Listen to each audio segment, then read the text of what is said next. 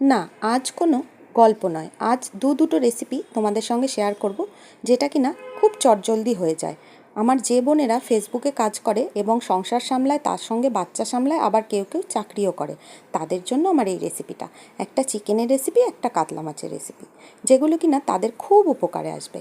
আমার ছোট বোনেরা আমায় জিজ্ঞাসা করে, দিদি তুমি কি করে এত তাড়াতাড়ি রান্না করে আবার ভিডিও করে তার সঙ্গে এডিট করে আবার তাড়াতাড়ি পোস্টও করে দাও এবং সংসার সামলাও, আমাকে একটু টিপস দিও তো। এইসব ছোট ছোট বোনগুলোর জন্য আজ আমি এই দুটো রেসিপি নিয়ে এসেছি। নাও, ঝটপট বক বক না করে রেসিপিগুলো তোমাদের সঙ্গে দেখাই। প্রথমে চিকেনের রেসিপিটাই তোমাদের সঙ্গে দেখাই। এটা হলো আমার বাবার রেসিপি। আমার মা যেহেতু স্কুলে চাকরি করতেন, আমার বাবা মাঝে মাঝেই রাত্রিবেলা চিকেন এনে আমাদের দুই ভাই বোনের জন্য রান্না করতেন এবং আমি তার পাশে দাঁড়িয়ে থাকতাম। যদিও বাবা বা মা কেউই আমাকে কুটো ভেঙে দুটোটা করতে বলতো না, কিন্তু তাও আমি দাঁড়িয়ে দাঁড়িয়ে দেখতাম, আমার মজা লাগতো বাবার রান্না। তো সেই সময় মা একটু রেস্টেও থাকতো, বাবা চটপট এই চিকেনের রেসিপিটা বানিয়ে নিত। প্রথমে দেখলে আমি চিকেনটাকে খুব সুন্দর করে মাখিয়ে নিয়েছিলাম। চিকেনের যা মশলা সেটা তো তোমরা সবাই জানো, পেঁয়াজ, রসুন, আদা, কাঁচা লঙ্কা আর গোলমরিচ একসঙ্গে পেস্ট করে নিয়েছিলাম। তার সঙ্গে দিয়েছিলাম জিরের গুঁড়ো, ধনের গুঁড়ো আর টক দই। চিকেনটাতে খুব সুন্দর করে মাখিয়ে নিয়েছিলাম। তার সঙ্গে একটু গোটা মশলা দিয়েছিলাম, একটু গোলমরিচ গুঁড়ো মাখানোর সময়, আর দিয়েছিলাম একটু পেঁয়াজ কুচি। চিকেন মাখানোর সময় একটু পেঁয়াজ কুচি দিয়ে দিয়েছিলাম। দেখলেই, আমি স্ক্রিনে যদিও সব লিখে দেবো, তাও তোমরা দেখে দেখে আমি বলছি, দেখে নাও।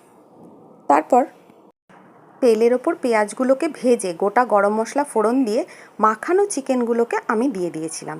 চিকেনটা যেহেতু খুব তাড়াতাড়ি রান্না হয়ে যায়, তাই জন্য এটা আমি প্রথমে দেখাচ্ছি তোমাদের। আর হচ্ছে, চিকেনটা যখন ম্যারিনেট করে রেখেছিলাম তখন তার মধ্যে আমি গোটা গরম মশলাও দিয়ে দিয়েছিলাম কিন্তু। তারপর আর কিচ্ছু না, ফ্লেমটা কিন্তু এ সময় হাই রাখতে হবে।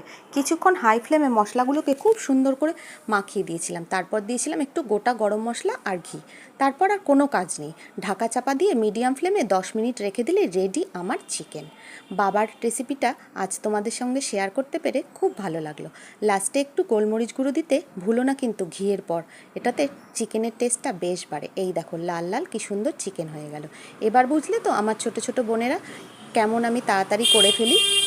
তখন কিন্তু আমার মনে হয়নি আমি সত্যি এত তাড়াতাড়ি পারবো। এবার মাছের ঝোলের রেসিপিটা তোমাদেরকে দেখাই। এটা কাতলা মাছের একটা পাতলা ঝোল। সকাল সকাল যেহেতু আমাদের বাড়ির সবাই বেরিয়ে যায়, তাই আমি এই পাতলা ঝোলটা মাঝে মধ্যেই ওদেরকে করে দিই। মাছটাকে আমি খুব সুন্দর করে তেলের মধ্যে লাল লাল করে ভেজে নিয়েছি। এই দেখো, মাছটা কিন্তু দেখো একটুও ভাঙেনি। মাছটা আমি তুলবো না, এর মধ্যেই জিরে, আদা আর গোলমরিচ এই তিনটে দিয়ে একসঙ্গে আমি মাছের সঙ্গেই কষিয়ে নেব একটু সময় ধরে। দেখো, আমার কিন্তু একটা মাছও ভাঙেনি, ভাঙলে কিন্তু ঝোলটা টেস্টি হবে না। তারপর আমি তার মধ্যে জল দেব। জল দেওয়ার আগে আমি একটা জিনিস করব, এটা মাথায় রেখো, জল দেওয়ার আগে আমি একটু লঙ্কার গুঁড়ো দিয়ে দিয়েছিলাম। তারপর আর কি, একটু জল দিয়ে দিয়েছিলাম। জল দিয়ে তারপর 10 মিনিট ফুটিয়ে নিলে একেবারে রেডি কাতলা মাছের ঝোল। তোমরা ইচ্ছে করে এর মধ্যে আলুও দিতে পারো, আমি আজ দিইনি, কিন্তু আমি আলু দিই। এই ঝোলটা গরম গরম সকালবেলা ওরা ভাত দিয়ে খেয়ে বেরিয়ে চলে যাবে। এই হলো আমার কাতলা মাছের রেসিপি। এই দেখো, রেডি একদম ঝোল। এই দুটো রেসিপি তোমাদের কাছে শেয়ার করতে পেরে সত্যি আমার খুব ভালো লাগলো।